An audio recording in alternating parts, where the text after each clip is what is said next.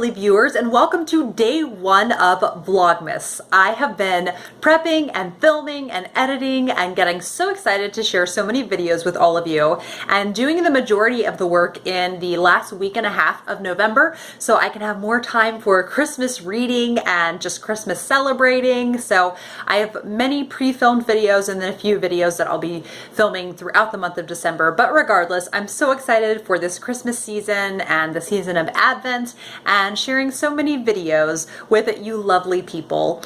And November was actually a really nice reading month as well, simply because I had kind of just reached a point where I was just exhausted from so many buddy reads, and it was all with lovely people. I'll link my video just explaining it all below, but basically I was kind of buddy read out. So I had canceled several buddy reads, and then I am just kind of on a hiatus, very limited number for the foreseeable future, and it made for a much more relaxed feeling month. And I still, once I looked at it, I read 1, 2, 3, 4, 5, 6, 7, 8, 8 books. So 2 of those were books I had finished, but still, and it was lovely. So the first book that I finished was Quartet in Autumn by Barbara Pym. And this is a delightful book, and it's about 4 people who are in their 50s and reaching retiring age in, I think it's a suburb of London. I don't think it's actually London, but it's just their lives for a matter of months. It's a very, very quiet book, but it's just pleasant and lovely, and you get to see these 4 people in this stage of life that isn't written about as much, and how their relationships change and evolve in that time. And like I said, it's a very quiet book, but I really enjoyed it, and I like Barbara Pym's writing style, so I'll definitely be reading more from her, especially when I want kind of like a hug from a book. I think that will definitely be a good one to go to. The next that I read and absolutely loved, I talked about in my 5 quotes tag, and that is The 13th Tale by Diane Zetterfield. And this is a book for book lovers. It is about the famous novelist called Vi de Winter, and she has invited this, the main character who has done one biography of some brothers. And Vi de Winter read this, and she decided that she wanted this author to do her biography. She had never let it happen before, and so it's somewhat of a mystery finding out the history of Vida, who's this very mysterious character. And it's a definite nod to many Gothic tales like Rebecca or Jane Eyre, and it has really excellent, beautiful writing. It's a modern book that I was really satisfied with. I don't read that many contemporary novels, so I was really happy that I had read this, and it was perfect for, cozy fall time, and I'm really happy that I read it then. The next book that I read was from a new author, and that was Mrs. Oliphant, who is a Victorian author. And I had heard her briefly mentioned on Katie from Books and Things, her channel. And then my dad got a magazine called The New Criterion, and he said, "Oh, this looks like an article you'd like." And it was just all about Mrs. Oliphant. And the person who wrote the article just talked about how she was like all of the good things mixed in with Jane Austen, Thomas Hardy, Charles Dickens. Like, she had the romance of Jane Austen, but the humor of Charles Dickens, and so many good things that it really piqued my interest. And then to top it all off, she was apparently Queen Victoria's favorite author. So I said, I definitely have to try this author out. And so the first book in her, I think it's Miss Marchbanks series. Oh, I can't remember the name of the series. I know one of the books is called Miss Marchbanks. I'll write it in the panel down below. Anyhow, the first one in that series is called The Rector, and it's more of a novella. It's about 75 or 80 pages, and I read it in basically one sitting, and it was so much fun. And it feels very Victorian. It's just about the new rector, and will he be like high church or low church, as in like what kind of worship will he do? Will it be more formal with incense, or will it be more casual with not so many of the high church things? And it was delightful. It was really fun. It was not anything like that. You didn't get to know the characters that well, but I wasn't expecting that, because the 5th, I think, in the series is Miss Marchbanks, and that is the one where I think that you get to know the characters really well. And that one is currently still in print in the Penguin Black Classics editions. The other ones are all out of print, so unfortunately I'll only be able to read these on e-reader. And I started the next one, which was the Doctor's Family. I think that's the name of it. Anyhow, and that was really great. And so I definitely plan on continuing with that series. It was really delightful. The next book that I completed was the third in the Amory Ames series, and it's called A Most Novel Revenge, and I had really been eagerly anticipating this.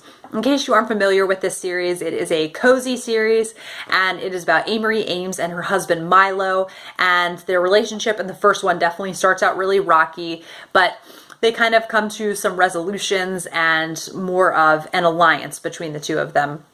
And it's just really fun.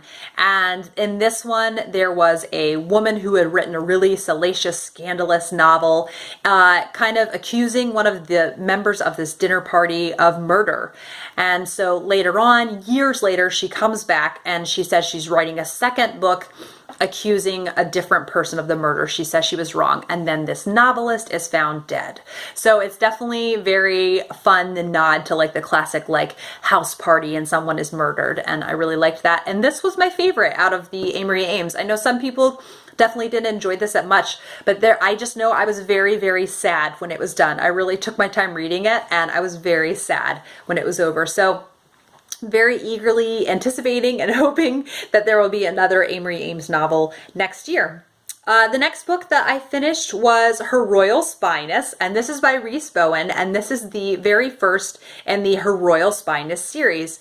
And I read this as a buddy read with Kate from the novel Nomad, and this was a lot of fun. It is about a young woman who has title but is out of money, and so she decides to kind of make her way in the world and goes to London and sets up a cleaning business where she can anonymously clean people's houses, because if they knew someone of title was cleaning their houses, they would be kind of scandalized.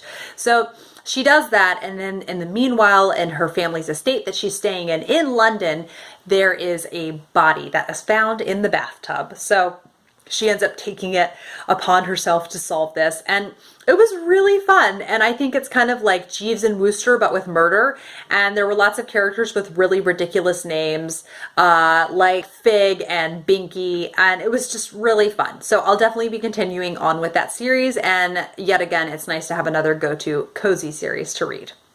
The next book that I read and finished was September by Rosamund Pilcher, and this was such an excellent, excellent read. And this is about several families that are connected, and it all takes place in Scotland, and the culmination of all of the events is this ball that happens in September.